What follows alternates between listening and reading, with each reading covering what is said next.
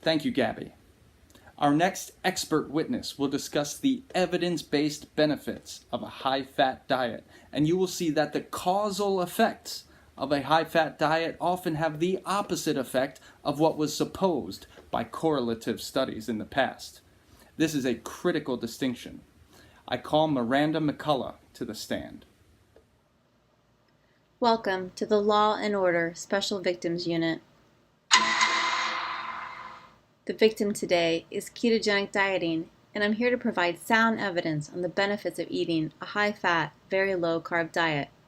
I will present strong evidence and review emerging evidence that is now coming to the surface, all in support of our friend, lipids. I will be reading from several studies today in defense of our client.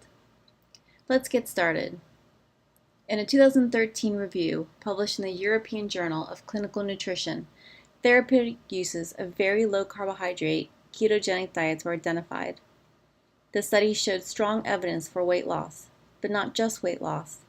Weight loss coupled with a reduction in appetite, reduction of fat storage, increases in fat burning, increases in metabolic efficiency in consuming fats, and metabolic rates also increased overall. It takes more calories to burn fats as an energy source than glucose. And then you have the thermic effects of proteins. For cardiovascular disease, cardiovascular risk factors improved on a ketogenic diet by lowering total cholesterol, raising HDL, making LDL particles larger, and lowering triglycerides. In type 2 diabetes, keto dieting improves systemic insulin sensitivity. For epilepsy, all studies showed a 30 to 40% reduction in seizures compared with comparative controls, and the authors reported that in children the effects were comparable to modern anti-epileptic drugs. Now for the emerging evidence. Acne. The benefits of low glycemic load diets, apart from weight and blood glucose levels, also include improved skin quality. Cancer. Through glucose starvation of tumor cells and by reducing the effect of direct insulin-related actions on cell growth, ketogenic diets show promise as an aid in at least some kind of cancer therapy. We'll touch on this again in a few minutes. Polycystic ovarian syndrome. Insulin resistance and related hyperinsulinemia is actually a very common feature, affecting about 65 to 70% of women with PCOS. Being able to mitigate hyperinsulinemia with diet modifications would be highly beneficial. And lastly, neurological diseases. Although these various diseases are clearly different from each other, a common basis potentially explaining ketogenic diet efficacy could be a neuroprotective effect in any disease in which the pathogenesis includes abnormalities in cellular energy utilization, which is a common characteristic in many neurological disorders, including ALS, which has its basis in mitochondrial functional impairment.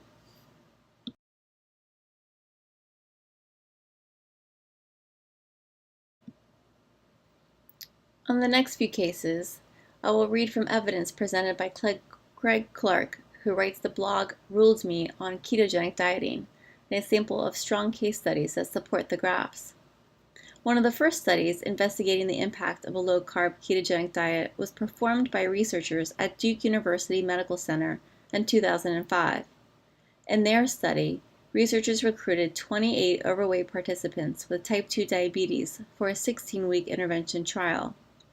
Scientists observed a 16% decrease in hemoglobin A1C, an average decrease in body weight of 8.7 kilograms, an average blood glucose levels decreased by a total of 16.6%, and an average triglyceride levels decreased 41.6%. Outstanding. Overall, 81% of subjects reduced or discontinued their diabetes medications. The researchers concluded that the low-carb ketogenic diet can be very effective at lowering blood glucose.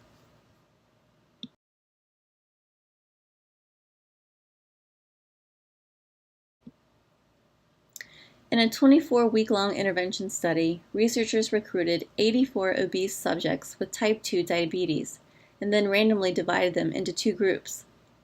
The first of the 42 subjects received a low glycemic diet with a 500-calorie day deficit. The second group ate a very low-carb ketogenic diet with less than 20 grams of carbs per day, but without calorie restriction. When compared to the calorie-restricted diet, the subjects who underwent the ketogenic diet experienced a reduction 3 times greater in hemoglobin A1C. The study also reports that diabetic medications were reduced and/or eliminated 95.2% of the time in the keto diet, versus only 62% in the low glycemic reduced calorie group. Thus, due to their overall findings, the researchers stated that lifestyle modifications using low-carb interventions is effective for improving and reversing type 2 diabetes.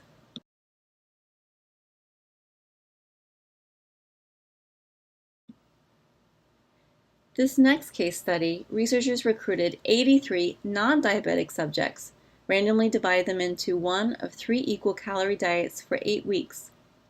The first diet group was called the very low fat diet, and it consisted of 70% carbs, 10% fat, and 20% protein.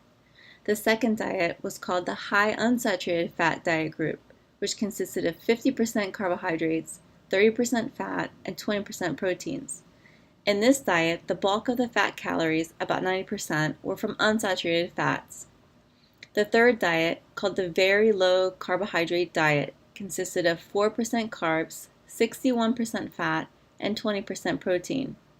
The 12-week study of these 83 non-diabetic subjects showed the greatest decrease of 33.6% in insulin levels for the keto diet group. The keto diet group also showed the greatest decrease by 39.6% in triglycerols as compared to 4% in the low-fat test subjects and 9.6% in the high-fat diet group. Insulin levels decreased by 33.6% in the very low-carb subjects. It did decrease by 18.7% in the high unsaturated fat subject group, and actually increased by 15.1% in the very low-fat diet subject group.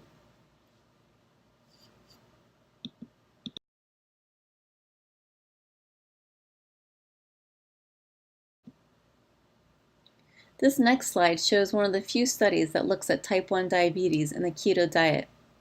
This study recruited 48 subjects, and the 2012 study showed a 1.8% reduction in hemoglobin A1C after 4 years on a reduced carbohydrate diet. This sustained reduction lowers the subject's cardiovascular risk by 40%.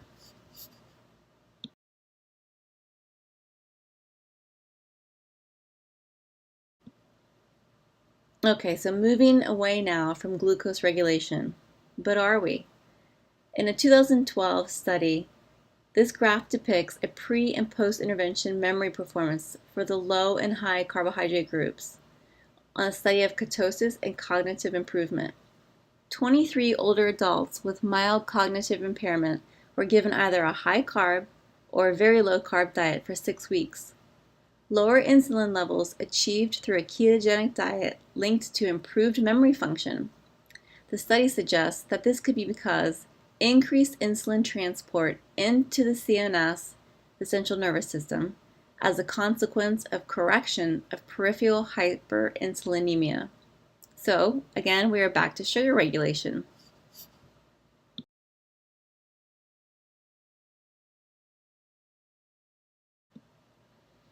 Now let's take a deep dive into the human body and look at the effects of a ketogenic diet on seizure activity. This 2016 study looked at the mechanisms of the ketogenic diet and its anti-seizure effects. The study reminded us that there is evidence of controlling seizures through fasting from Hippocrates' time. But a ketogenic diet produces the same results without caloric deprivation. The keto diet was first used as a first-line defense to control epilepsy until the introduction of the first anti-seizure drug in 1938. And despite the severe side effects of these drugs, the keto diet lost popularity since it is easier to pop a pill and enjoy that donut. So, taken from the 2016 review of the mechanisms of action of anti-seizure drugs in the ketogenic diet, it proposed that the ketogenic diet increases the inhibitory neurotransmitter GABA by decreasing the excitatory neurotransmitter glutamate, which could explain the anti-seizure activity of the ketogenic diet. And for all you biochem geeks out there, the publication states that the ketogenic diet induces metabolic changes that require available oxalose acetate to condense with acetyl-CoA for incorporation in the TCA cycle. The production of aspartate from glutamate is reduced, thereby leaving less to make aspartate, and glutamate is now available to be converted to GABA.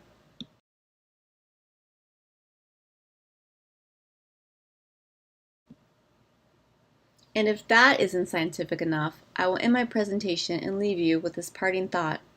The keto diet has the potential to combat tumors. How, you may ask?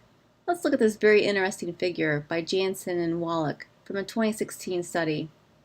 As the text reads, this figure is a comparison of normal cell and tumor cell metabolism on an American diet and on a ketogenic diet.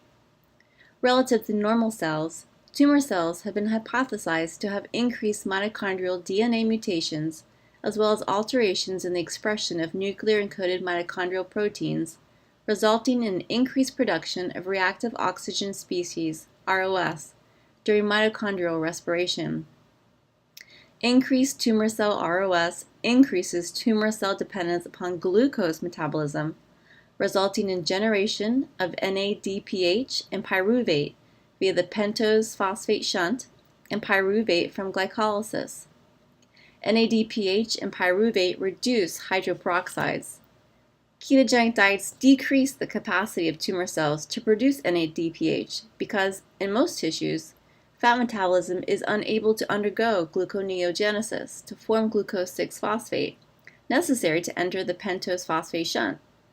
Thus, ketogenic diets should further increase the oxidative stress in tumor cells relative to normal cells by limiting NADPH regeneration. So, in summary, the tumor cells equals mitochondrial mutations, which have higher ROS, a greater demand for hydroperoxides, NADPH, and we can limit the NADPH production by bypassing glucose metabolism by way of low carbohydrate, high fat dieting. Keto diet to the rescue again. The ketogenic diet shuts down the production of NADPH since fat does not enter into gluconeogenesis, and therefore glucose 6-pentose never enters the pentose phosphate shunt. And this, my friends, concludes the evidence-based portion in our defense fighting for the rights of lipids to join us at the dinner table.